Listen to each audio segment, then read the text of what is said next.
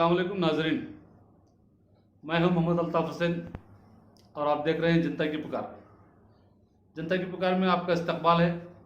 आइए, आज हमारे साथ हैं KPCC माइनॉरिटी चेयरमैन जनाब के अब्दुल जब्बार साहब। उनसे पूछते हैं कि पिछले दिनों उड़पी में हिजाब से लेकर अलन तक के हालात में मुस्लिम क़यादत की क्या क्या जिम्मेदारियाँ थी, उसमें तमाम रियासत के मुस्लिम कायदीन ने क्या क्या जिम्मेदारियाँ निभाई।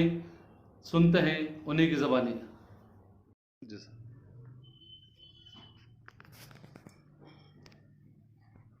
मोअज़्ज़िज़ हज़रात, मेरे नौजवान दोस्तों,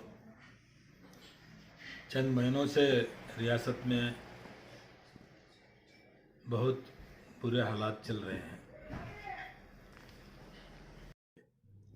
मैं उसके बाद शिमोगा भी आया था। शिमोगा में मैं एक ख़ास प्रोग्राम से गया था। वहाँ भी मैं हमारे चंद लोगों से मुलाकात करके बात भी किया था कि हिजाब का मामला ऐसा होगा, इस तरीके से बहुत हिसाब से जाना है बल्कि बोला मैं। लेकिन बदकिस्मती में जिस वक्त शिमोगा में था उसी वक्त या दूसरे दिन हमारे लड़कियों का उस दिन एजिटेशन भी था वहाँ पे हिजाब के ताल्लुक़ से। और इसके चंद दिनों में ही एक ऐसा बुरा हादसा पेश आया कि एक फसाद की शक्ल लेते हुआ एक नौजवान हर्षा नाम के छोकरे की मर्डर हो गया और बहुत बड़ा फसाद भी हो गया। फसाद बोले तो वन साइड फसाद हुआ, जो वो हर्षा की ये लाश लेके जाते वक्त, वापस आते वक्त कर्फ्यू रहने के बावजूद भी एक ज़िले का मंत्री और एक MP वहाँ का, दोनों 144 सेक्शन में 3-4 हज़ार लोगों के साथ हर्षा की मदफन के लिए जाते हैं। और उसके बाद वापसी में जो है हमारे बहुत से दुकान, छोटे छोटे दुकान, गाड़ियाँ, स्कूटर्स, कार्स, बहुत से चीज़ों को जला दिया गया। बदकिस्मती की बात है कि हाथ में तलवार, लाठी सब होने के बावजूद भी पुलिस एक्शन में नहीं आई और आज तक एक आदमी को भी अरेस्ट नहीं किया गया। और इसके चंद ही दिन गुजरे हैं अभी तक। उस वक्त भी हम लोग ये हालात का ऊपर बातचीत करने के लिए चीफ मिनिस्टर से मिले थे, होम मिनिस्टर से मिले थे, DGP पुलिस से मिले थे, यहाँ तक कि चीफ सेक्रेटरी से भी मिलकर बातचीत हुई थी हमारी। हर एक चीज़ अखबारात को नहीं जाना बोल के हम लोग नहीं जाते, क्योंकि इसका रिएक्शन दूसरे तरीके दूसरा हो जाता है बोल के हम लोग अखबारात में नहीं जाते। लेकिन चंद चीज़ें हमको अखबारात में पढ़कर ताज्जुब ये होता है कि कम्युनिटी के फसाद, अब जैसा कि शिमोगा में फसाद हुआ, हमारे लोग ये तवक्का करते हैं कि हम लोग वहाँ पर आएँ। हम लोग ये सोचते हैं कि अगर हम वहाँ पर गए, जैसा दूसरे तमाम BJP के लोग वहाँ पर जो हर्षा के घर को जाके आ रहे हैं, वैसा हम लोग गए, आप लोगों को बैठाकर कहीं बात की है, तो दूसरे दिन अगर कोई फसाद हो गया तो वो हमारे नौजवान, हमारे मुस्लिम कायदीन के ऊपर आएगा। आना जाना कोई बड़ी बात नहीं है, लेकिन हालात का जायज़ा लेते हुआ हम गए तो ठीक होता है या नहीं होता है, सोच समझ कर भी हम लोग को फैसला लेना है। ये सोचकर हम लोग अभी थोड़ी देर गुजरा था कि आनंद गुलबर्गा ज़िले में एक दरगाह में और एक फसाद हो गया। वहाँ भी 144 सेक्शन रहने के बावजूद वहाँ का सेंट्रल मिनिस्टर कोबा और एक वहाँ के 3-4 MLAs, वो भी 144 सेक्शन में कम से कम 1500 लोगों को लेकर दरगाह में घुसकर पूजा करने की कोशिश करते हैं। हमारे चंद नौजवान भड़क कर उनके कारों पर, इन पर पथराव करते हैं। बदकिस्मती देखिए, वहाँ पे कम से कम 160 पर एक नौजवानों को अरेस्ट किया जाता है, जिनमें 12 साल के बच्चे तक भी मौजूद हैं और 15 औरतें भी मौजूद हैं। हम लोग उसके बाद भी हम लोग MLA तमाम एक जगह बैठे थे और उसके बीच में खरगे साहब से हमारे कनीज़ फातिमा और हमारे नासिर हुसैन साहब MP खरगे साहब से मुलाकात करके उनसे तमाम डिपार्टमेंट वालों को और मिनिस्टरों को भी बात करा के वो मसले को सुलझाने की कोशिश करें। हम लोग खामोश नहीं बैठे हैं, हमारे हाथ से जो कुछ होते रहता है हम करते रहते हैं। तमाम लेजिस्लेचर्स जिस दिन से हिजाब का मामला शुरू हुआ है उस दिन से कम 10 से 15 बार हम लोग मीटिंग में बैठे हैं, हर एक डिपार्टमेंट को मिल रहे हैं, क्या करना है बोल के सोच रहे हैं। उसके बाद फिर नेक्स्ट डे खरगे साहब की मुलाकात के बाद फिर हम लोग तमाम एक जगह बैठे, रात को एक जगह बैठकर बातचीत, नसीर अहमद साहब के रूम में बैठकर बातचीत करके तमाम दूसरे दिन हम लोग ये डिसाइड किए कि हमारे रियासत के जो हमारे सेकुलर एडवोकेट्स हैं उनसे गुफ्तगू करें, उनसे सलाह मशवरा करके आगे इसी तरह के हालात आए तो उसका मसला क्या तरीके से हल किया जा सकता है, कि हम वो बात एडवोकेट्स के तरफ से जानने के लिए उनकी एक मीटिंग बुलाए सालार पब्लिकेशंस में।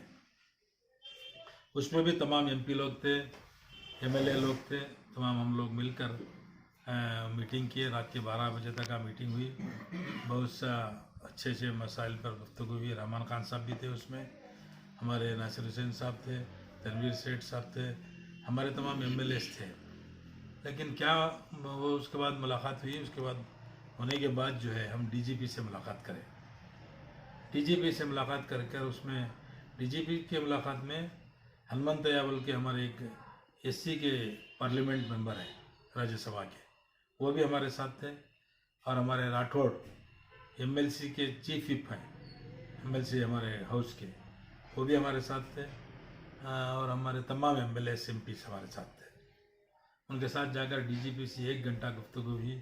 शिमोगा और अड़ंद का एग्जाम्पल देकर डिफरेंसेस दिखाए कि आप लोग वहाँ पे 6 घंटे के फसाद में आप लोग एक आदमी को अरेस्ट नहीं करते, हमारा 20 मिनट का पथराव के वास्ते हम 160 आदमी को अरेस्ट करते हैं।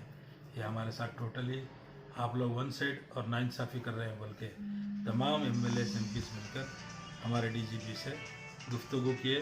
वो हमको एश्योरेंस भी दिया कि मैं जितना जल्दी हो सकता है मैं इसके ताल्लुक से मैं इक़दाम करूँगा। ये बोल के बाद में और एक बात हम लिए हेट स्पीचेस के ताल्लुक से। एक लड़की डाउन हॉल के पास ऐसी स्पीच करती है, हमको आधा घंटा 1 घंटा दीजिए, शिवाजी नगर या घुसकर हम लोग टुकड़े टुकड़े कर देंगे। हम लोग डीजीपी से पूछे, ऐसी तकरीर करने वाली लड़की के ऊपर आज तक केस नहीं करे आप? ऐसा 144 सेक्शन तोड़कर हुकूमत में रहने वाले मिनिस्टरों के ऊपर हम आप लोग केस नहीं किए, और नौजवान हमारे इधर उधर दूसरे तरफ रहने के नौजवानों को इन्वॉल्व कर कम से कम 160-170 आदमियों को अरेस्ट करते हैं। ये तरीका अगर रहा तो वन साइड अगर आप करें तो ये कैसा कानून क्या इसमें ये होगा बोल के उनसे बहुत से गुफ्तगू भी।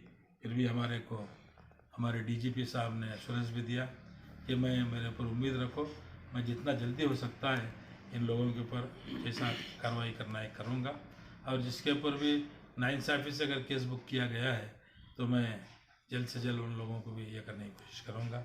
इतना बोल के हमको एश्योरेंस भी दिया है। और एक खुशकिस्मती ये है कि जिस दिन हम जाके आए वो बीजापुर की लड़की को उस दिन केस हुआ। पहले जिस दिन जाके आए उस दिन शाम को ही उसकी लड़की के ऊपर केस हुआ। वही हम लोग सोच रहे हैं कि हेट स्पीचेस के ताल्लुक से और ये आगे होने वाले फसादात के ताल्लुक से किस तरीके से निपटा जाए, उसकी तरफ हमारे सोच और सब एमएलएस का, सब लीडरों का उसकी तरफ ख्याल है। आप लोग ये गलत मत समझिए कि जिस जगह भी फसाद होता है हमारे लीडर्स क्या करते हैं, क्या कर रहे हैं। आपसे भी ज़्यादा हम लोगों की जिम्मेदारी भी है। हम लोग हर जगह बैठते हैं, सोचते हैं। हम लोग वो नहीं करते जो आप लोग सोचते हैं। जो आप लोग क्या सोचते हैं, हम लोग क्यों नहीं आए, अब तक खामोश क्यों रहे, ये आप लोग सोचते हैं। लेकिन हम ये नहीं सोच सकते, अगर वो फसाद हुए उस वक्त हम लोग शिमोगा आते तो और फसाद हो जाता तो हम लोग आके चले जाते थे, लेकिन वहाँ के लोगों को तकलीफ़ होती थी। इसलिए हम वहाँ बैठ के क्या कर सकते हैं बोल के सोच के हम लोग करते हैं। आप जिस वक्त भी बुलाए हम आ सकते हैं, कोई बड़ी बात नहीं है।